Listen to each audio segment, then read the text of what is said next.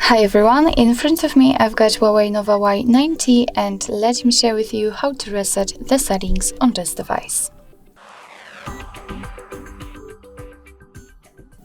So first of all, let's enter the settings, and here we have to scroll down to the very bottom to find System and Updates.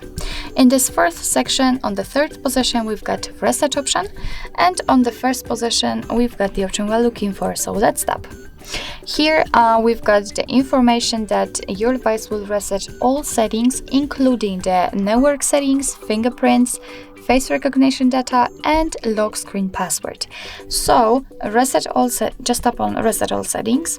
If you've got the pattern pin or password, so the screen lock, just enter it in order to confirm the whole step.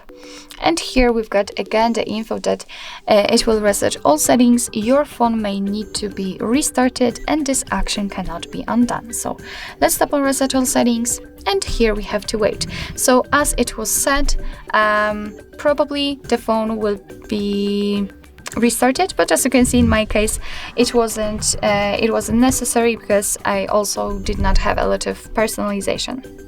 So basically that's all. As you can see, we've got the default wallpaper and so on and so on. We've got the 3 buttons navigation instead of the gestures.